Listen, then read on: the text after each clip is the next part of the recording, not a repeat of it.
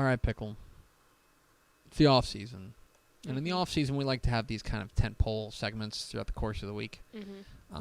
For example, we'll do headlines on Monday. This Week in Recruiting will still be around on Wednesday. So we're going to do Mailbag Friday. Tuesday will be Math Tuesday. Math Tuesday. But on Thursday, it's Dumb Thursday. Dumb Thursday. On Dumb Thursday is when we ask a dumb question, and we just kind of kick it around for a while. And the dumb question this time, Pickle, and I don't know if it's a dumb question. Maybe it's not. Maybe I accidentally came up with a great question. It's a pretty good question. Did Dallas-Fort Worth pass Houston as king of Texas high school football in 2022?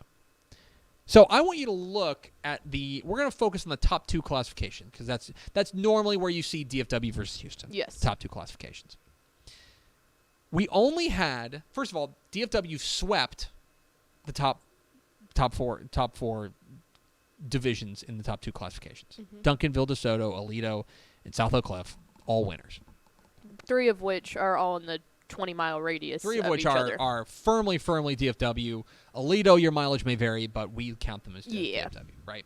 Parker County. Do you know the last? But of note, there was only one Houston team here, North Shore, and of course Houston got shut out of the state championships as far as that's concerned. And I think win one. We can all agree that North Shore has been the main contributor to carrying the flag for Houston. Yes, they absolutely have. Recent of course, history. they've won. Yeah, they've won 3 of the last 4, etc. But then think back, it's not just them, because remember back in, for example, 2020, and I know 2020 feels like... Let's not flashback. Katie and Crosby were both in the title game, right? 2019, North Shore, Shadow Creek, Fort Bend Marshall. 2018, North Shore, Shadow Creek, Fort Bend Marshall. 2017, Cy Fair, Manville, right? You had a couple of them. 2016 is the last time there was only one Houston team. That's when the Woodlands was there. They lost to Lake Travis. Everyone else was from outside of the Houston area.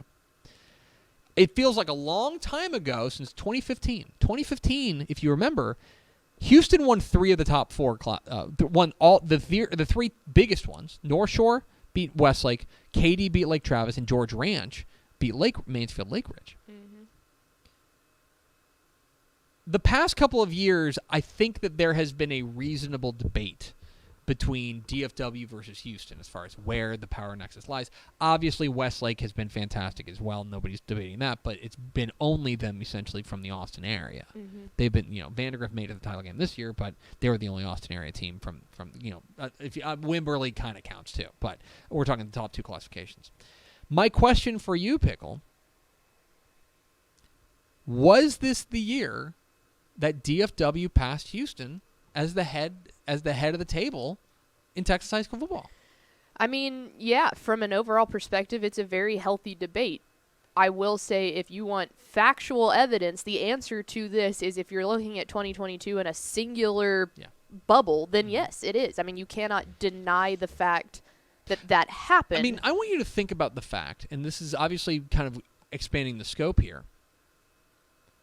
There were more teams from the Brazos Valley that made the championship game than there were from Houston. Okay? College Station and Franklin versus just North Shore. That's pretty remarkable. The other thing is, I think it's two-sided coin, because we can talk a lot about, Houston didn't make it. I mean, Katy got upset by Vandergrift, right? Teams from the Houston area that we thought were going to be in the mix never materialized.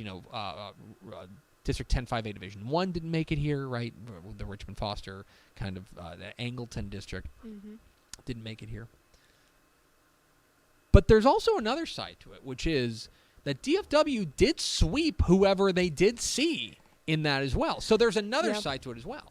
I was going to say, too, the other thing, and this was very evident, we had hired our good buddy Josh Mank to do some of our freelance work at State, and he put together this little graphic design map of showing what the champions were. And you want to take it even a step further there.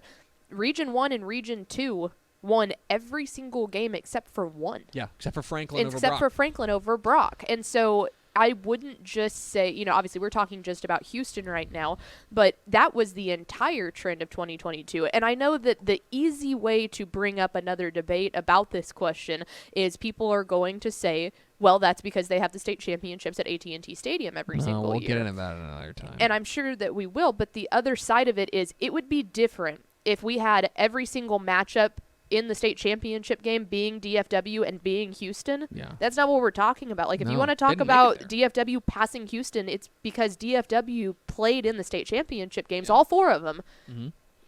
One from Houston did. So I think that that's why it proves that it's the answer to yes, and you can't use the stadium as a reason to blame that happening. We're not talking about the results of the title game necessarily. We're talking about the finalists just making it there. And that, I think, is really remarkable. To find the last time that that one region won all 4 state championships in the 2 large classifications, you got to go back to 2014. Allen, Cedar Hill, Aledo, and Ennis. But then we had Cy Ranch and Katy in there, both 6A. You had two Houston teams. I'm not ready to declare the war over. No. Because I think that I think it's possible this is a 1-year aberration. Normally we have 2 to 3 Houston teams there, and normally we have 3, usually probably an average of 3 DFW teams there, right? Because there's more of them. I'm not ready to declare it a trend necessarily. But I do think that for 2022, there's no doubt that DFW at the large school classification, or the largest classifications, was the dominant area of Texas high school football. That's not really, it's a results-oriented business, and all the results were there. Well, and I think, too, that another easy, statistical way to prove it, and I don't have the numbers in front of me right now, but if you take a look at the recruiting class, we talked about how good the class of 2023 is. A lot of those recruits came up from the DFW area, which means that break that down. DFW programs in and of itself were a lot more experienced. I think that there are quite a few Houston teams that the reason we can't declare the war over that were a year short, a year early. They've got younger rosters than what DFW had, and maybe experience kind of plays into that too. We'll see how the tides switch, but I think if you want to just point to the facts and point to the numbers, you can't deny that DFW surpassed them in 2022. I think that's right. I think that it depends on your scope. If your scope is a 1-year scope, then yeah, DFW won 2022. That's not really, I don't think, a real argument. Actually, if you want to expand out, who really won 2022 was the big country. Yes. 110%. Big country had a great year. If you just expand out. Yeah. But if we're talking about the largest classifications, DFW won 2022.